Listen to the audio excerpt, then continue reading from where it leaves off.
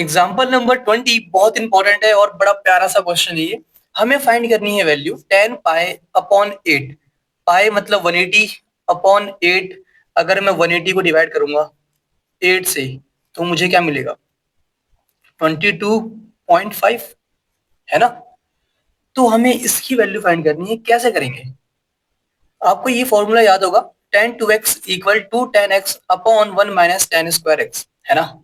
आपने पहली बार तो ये देखा नहीं है, पहले भी बहुत बार देख चुके हो। अगर मैं इसमें x की वैल्यू पाई अपॉन 8 पुट करूंगा तो क्या सॉल्व नहीं हो जाएगा? मेरे कहने का मतलब क्या है?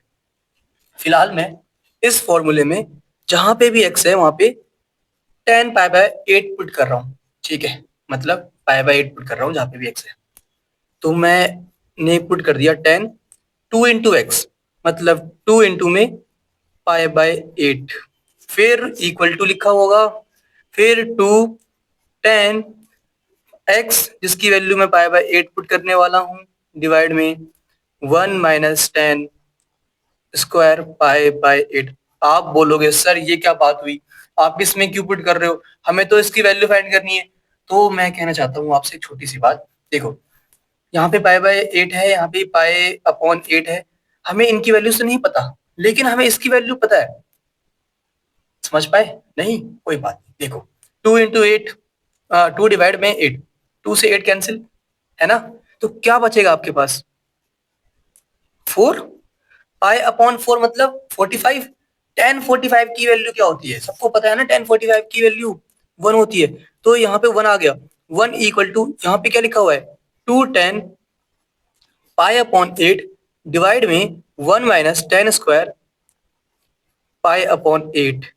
अब हम इसे इधर मल्टीप्लाई कर देंगे, जो डिवाइड में लिखा है उसको ऊपर, तो यहाँ पे आ जाएगा 1 minus tan square pi upon 8 equal to 2 tan pi by 8। आपको ये दिख रहा होगा, यहाँ पे क्वाड्रेटिक इक्वेशन फॉर्म हो चुकी है। दिख रहा है?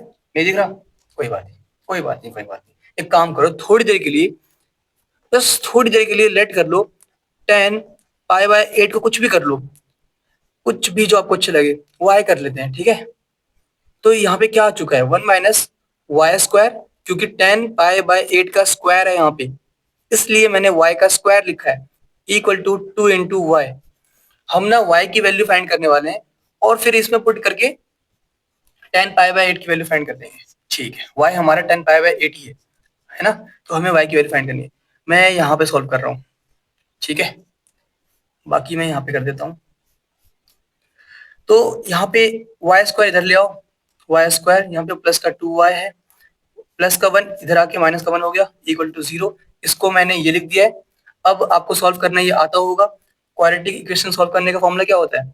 Minus B plus minus root B square minus 4ac upon में 2a, आपने पढ़ रखा है क्लास 10th में। तो यहाँ पे देखो, माइनस बी मतलब यहाँ पे 2 है, मतलब माइनस का 2 plus minus root B square मतलब 2 का square, 4 minus 4 into 1 into minus 1 मतलब +4, ठीक है। तो 4 + 4 8 हो गया ना। और डिवाइड में 2a, ए क्या है हमारा 1, तो डिवाइड में 2। ये किसकी वैल्यू आ रही है? ये y की वैल्यू आ रही है हमारे पास, ठीक है। तो इसे सिंप्लीफाई कर लो और आपको आपका आंसर मिल जाएगा। 4 + 4 8, 8 को आप लिख सकते हो 2 इंटू 2 इंटू 2, 2 बार 2 आ रहा है अंदर मल्टीप्लाई में, तो बाहर निकाल लो। तो ये आ चुका है -2 प्लस माइनस 2√2, ठीक है। यहाँ पे 8 था जिससे मैं 2√2 लिख सकता हूँ, और डिवाइड में क्या है 2 है, ऊपर नीचे 2 कॉमन आ रहा है, कॉमन ले लो। तो y इक्वल टू क्या मिल गया? अगर मैं 2 से दोनों को डिवाइड करता हूँ तो यहाँ पे माइनस का 1 बचेगा, और प्लस माइनस 2 से 2 कैंसिल, यहाँ पे √2 बचेगा। ये आंसर आ रहा है। लेकिन बात क्या है, ये कंप्लीट नहीं हुआ है अभी, छोटी सी बात बची हुई है।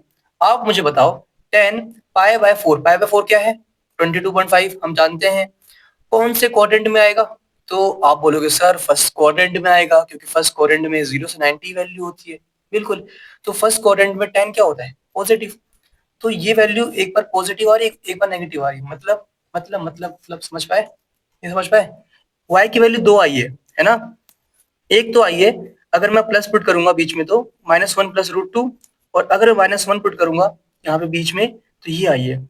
देखो √2 ना, √2 हमारा 1 से बड़ा होता है, तो ये बड़ी वैल्यू है, -1 भी करूंगा तो ये पॉजिटिव आएगी, और ये दोनों नेगेटिव है तो ये वैल्यू नेगेटिव आएगी। लेकिन अभी आपने जाना था, आपको पता है कि फर्स्ट क्वाड्रेंट में 10 हमारा पॉजिटिव होता है, तो ये तो पॉजिटिव है ना, क्योंकि √2 बड़ा है -1 से, लेकिन ये तो नेगेटिव है, तो ये आंसर नहीं होगा। हमारा आंसर क्या होगा? -1 plus √2 is our correct answer. ये वाला हमारा आंसर है। ठीक है, ओके।